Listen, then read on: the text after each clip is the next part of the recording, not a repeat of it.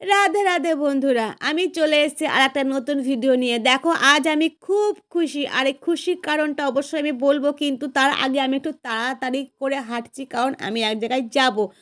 এই দেখো, ট্রেন ধরবো, ওর জন্য খুব তাড়াতাড়ি হাঁটছিলাম। তো ট্রেন ধরবো বলে আমরা চলে এসেছি ট্রেন ধরার জন্য, কিন্তু এই ট্রেন ধরবো না, আমরা অন্য ট্রেন ধরবো। ফাইনালি চলে এসেছি রানাঘাট স্টেশনে। ট্রেন আসার অপেক্ষায় দাঁড়িয়ে আছে। এই দেখো, দাঁড়িয়ে থাকতে থাকতে অবশেষে ট্রেনটা চলে আসলো। হ্যাঁ, আমরা এই ট্রেনটাই ধরবো, আমরা কৃষ্ণনগর যাচ্ছি। তো কৃষ্ণনগর যাওয়ার জন্য ট্রেনে এবার আমরা উঠে পড়েছি। দেখো ট্রেনের মধ্যে কি ভিড়! তবে বলে রাখি, ট্রেনের মধ্যে উঠেছিলাম লেডিস কম্পার্টমেন্টে, কিন্তু সেখানে প্রচুর ঝগড়া হচ্ছিল। তো ঝগড়া শুনতে শুনতে ফাইনালি আমরা ট্রেন থেকে এখন নামবো। তো পৌঁছে গেলাম আমরা কৃষ্ণনগরে। কিন্তু ট্রেন থেকে যেই নেমেছি, দেখো স্টেশনে প্রচুর ভিড়, প্রচুর ভিড়। বাপরে বাপ! এই ভিড় সামলে সামলে আমরা সামনের দিকে এগিয়ে যাচ্ছি। ফাইনালি স্টেশন থেকে এবার নামবো, কিন্তু তাও দেখি এখানেও ভিড়। এখানে কত টোটো, অটো সব দাঁড়িয়ে রয়েছে। তো আমরা ওখানে উঠলাম না, সামনের দিকে এগিয়ে যাচ্ছি। এগিয়ে যেতে যেতে আমরা মহাপ্রভুর মূর্তির দর্শন পেয়ে গেলাম। তো সেখানে মহাপ্রভুকে প্রণাম জানিয়ে আমরা নতুন আবার সামনের দিকে এগিয়ে যাচ্ছি। গিয়েই দেখি প্রথম একটা পূজা মণ্ডপ, আর সেই পূজা মণ্ডপের মা জগদ্ধাত্রীকে দর্শন করলাম। তোমরাও দর্শন করে নাও। তো দর্শন করার পর আমরা চলে আসলাম টোটো ধরার জন্য। তো টোটোয় উঠে পড়েছি। এইবার বলছি চলো রাজবাড়ি যাব। রাজবাড়ি বলতে বলতে দেখো আমরা রাজবাড়ি চলে এসেছি। ফাইনালি কৃষ্ণনগর রাজা কৃষ্ণচন্দ্রের বাড়িতে আমরা চলে এসেছি। না না, এটা এটা বাড়ি নয়, এটা পেছন দিকে। বলে রাখি, আমরা শুনেছি যে এই রাজাদের বাড়ির গেট, মানে সামনের গেট এবার খোলা হয়নি, পেছন দিকের গেটটা খোলা হয়েছে। আর সেই পেছন দিকের গেট দিয়েই আমরা রাজার বাড়িতে ঢুকবো। এই যে ফাইনালি রাজার বাড়িতে ঢুকছি, এটা পেছন গেটের ভেতর দিয়ে ঢুকছি। দেখো, আর আমি যখন গেছিলাম তখন 4:30 বাজে। 4:30 সময় কিন্তু ভীষণ ভিড়। এই দেখো রাজবাড়ি, সত্যি খুব খুব খুব ভালো লাগছে।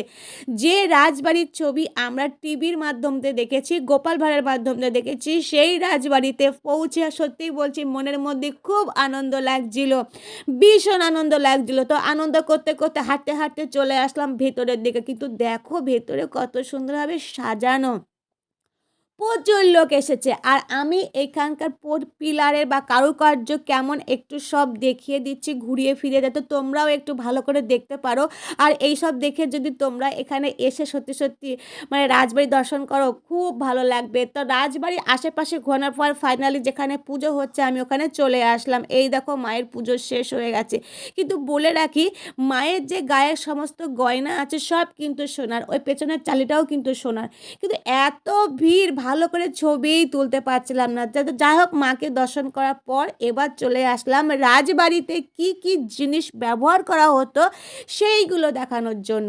কিন্তু এই দেখো, এই সমস্ত জিনিস কাচের বক্সের মধ্যে করে সুন্দর করে সাজিয়ে রেখে দিয়েছে। এখানে যারা যারা আসে সবাই কিন্তু এইগুলো ছবি তুলে নিচ্ছে, ভিডিও তুলে নিচ্ছে। সিন্দুক, কাপ, প্লেট, মগ, জগ যা আছে সব কাচের জিনিস, সমস্ত কিছু কিন্তু কাচের বক্সের মধ্যে রেখে দিয়েছে, আর সবাই সেগুলো দেখছে।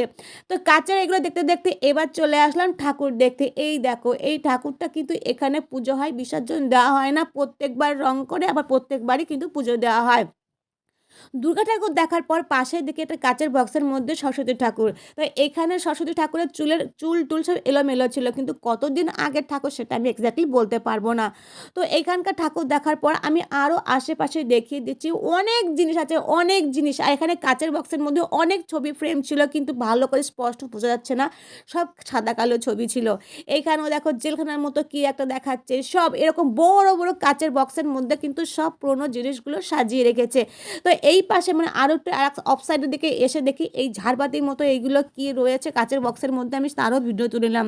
এবার দেখাচ্ছে, আমি একটু ঠিক বাইরে চলে এসেছি, মানে ঘরের বাইরে চলে এসেছি, রাজবাড়ির বাইরে দেখাচ্ছে কত লোক এখানে এসেছিলো, আর কত সুন্দর দেখতে লাগছে, দুর্দান্ত লাগছে। এখন কিন্তু একটু বেলাটা পড়ে এসেছে, আরও সুন্দর লাগছে। এই দেখো সূর্য ডুবা ডুবা ভাব, আমি সেই মুহূর্তে কিন্তু ছবি তুলে নিয়েছি। কিন্তু দেখি রাজবাড়ির পাশেও কিন্তু কিছু চাষ করা হয়েছে, অনেক কিছু সবজি টবজি চাষ করা হয়েছে। তো রাজবাড়ি দেখা হয়ে গেল, এবার আমি চলে আসলাম জগদ্ধাত্রী ঠাকুর দেখতে। ফাইনালি এই দেখো আর একটা ঠাকুরের প্যান্ডেল দেখাচ্ছি, খুব সুন্দর লাইটিং। এই লাইটিং অনুযায়ী আমরা সামনের দিকে এগিয়ে যাচ্ছি। এগিয়ে যেতে যেতে দেখি আর একটা পুজো মণ্ডপ। তো সেখানে পৌঁছে গেলাম বাবা, সেখানে গিয়ে কিন্তু একেবারে চোখ ধাঁধিয়ে গেছে। দেখো ঢোকার মুহূর্তে কত সুন্দর বাঁশ দিয়ে কত সুন্দরভাবে সাজিয়েছে। সত্যি একদম মানে কি বলবো, এক কথায় অসাধারণ। তো প্যান্ডেল দেখার পর এইবার আমরা ফাইনালি মাকে দর্শন করতে পারলাম। তো বন্ধুরা তোমরাও মাকে একটু দর্শন করে নাও, সোনা ভর্তি গায়ে একেবারে খুব সুন্দর লাগছে। তো এইখানে ঠাকুরকে দর্শন করার পর আমরা চলে আসলাম আর একটা পুজো মণ্ডপে। কিন্তু বলে রাখি এইখানে জায়গাটা একেবারে শর্ট বলে আমি ভালো করে প্যান্ডেলের ছবি দেখাতে পারছি না, তবে যেটুকু পেরেছি ভালো করে দেখানোর চেষ্টা করছি। এই দেখো সামনের থেকে একটু ভালো করে দেখে নাও। তো যাই হোক প্যান্ডেল দেখার পর এবার আমরা ভেতরের দিকে যাব, কিন্তু প্যান্ডেলটা সত্যিই অসাধারণ হয়েছে। ভেতরে আমরা চলে আসলাম, ভেতরে এসে দেখি চোখ ধাঁধানো, একদম চোখ ধাঁধানো কারুকার্য। তো প্যান্ডেলের চারি সাইডে ঘোরানোর পর আমি মাকে এবার দেখাচ্ছি। এখানেও কিন্তু ভীষণ ভিড় হয়েছে। তো মাকে দেখানোর পর আমরা বেরিয়ে আসলাম অন্য একটা পুজো মণ্ডপে যাওয়ার জন্য। এখানে আবার সুন্দর সাদা কালারের লাইটিং করেছে। এই লাইটিং দেখতে দেখতে চলে আসলাম, হঠাৎ দেখি এখানে খুব দুমদাম করে বাজনা বাজছে, সাঁওতালি নাচ, কি বড় বড় ড্রাম। কিন্তু সত্যি কথা বলছি, এখানে যদি কোনো মহিলারা নাচ করতো না, আমি কিন্তু নাচ করতাম। যেহেতু এখানে ছেলেরা নাচ করছিল, আমি কিন্তু সাঁওতালি নাচ করতে যাইনি, কিন্তু মনে মনে না ভীষণ ইচ্ছা হচ্ছিল আমি একটু নাচ করি।